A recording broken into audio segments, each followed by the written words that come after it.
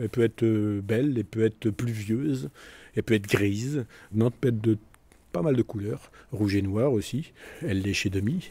Elle peut être très brillante et lumineuse quand on regarde la Loire par un jour d'été. Et puis elle peut être très mélancolique. Ça, c'est la caractéristique de la ville. C'est pour ça qu'elle est difficile de filmer. Nantes bouge, invente, agit, se raconte. Nantes inspirante. Un podcast de Nantes Métropole. On a des films mythiques. Lola, Une chambre en ville. Ça, c'est fait.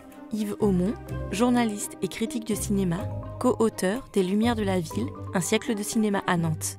Ensuite, on a des films, je dirais, plutôt historiques. On a Gabin qui vient ici, on a des films inspirés du surréalisme. Et puis, il y a des espèces d'étincelles qui ne correspondent pas à une image classique de la ville. Je pense aux Arcandiers de Manuel Sanchez, c'est une bande de zozos qui passe par ici. Je pense à effectivement Rosier Océan, qui arrive en gare de Nantes et qui ne fait que passer. J'aime beaucoup. C'est un film qui est mal boutiqué, qui va jusqu'à l'Île-Dieu. C'est un esprit de vagabondage qui, je trouve, va bien aussi avec les lieux. I tell you to return at your seat and quickly, please. Bon, écoutez, je vous préviens, je suis avocate et avec moi, vous n'aurez pas le dernier mot. Alors vous êtes avocate et moi je suis ministre des Transports. Et c'est vrai qu'on a moins de grands tournages. Enfin bon, il faut se souvenir, je reviens toujours à demi, mais quand il tourne Une chambre en ville et qu'il installe des manifestants du côté de la préfecture, je me souviens encore de dispersez-vous, rentrez chez vous, de la musique du film. C'est des gros moyens. Il n'avait pas assez de manifestants. Puis en fin de journée, il se castagnait un peu les manifestants et les CRS. Mais vraiment, c'est-à-dire qu'ils envoyaient des boulons normalement en caoutchouc.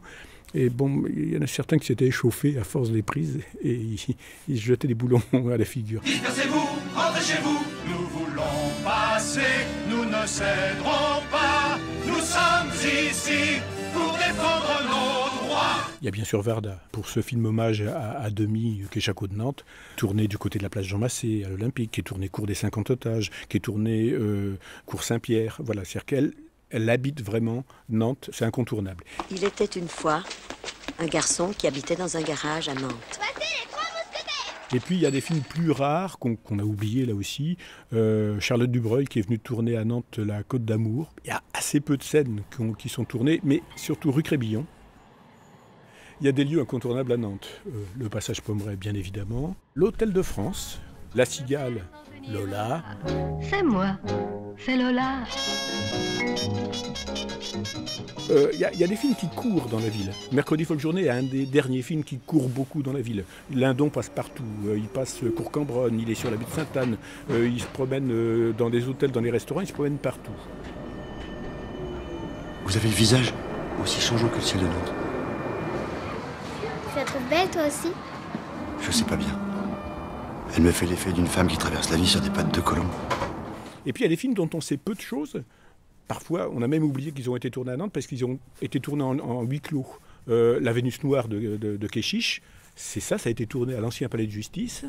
Et puis, bon, personne n'a vu le tournage parce que Kéchiche était très mystérieux sur le tournage. Et donc, on sait à peine que ça a été tourné là. Et pourtant, dans les beaux tournages, Mathieu Amalric avec Tourné, qui est quand même un des films marquants de ces dernières années. Elles sont réveillées. Vous les réveillez, vous leur faites prendre l'air, n'importe quoi. Le musée Jules Verne. Jules Verne. Non, il m'énerve. Tu lui expliques qui est Jules Verne. Je pense que la ville n'a pas fini d'inspirer côté tournage.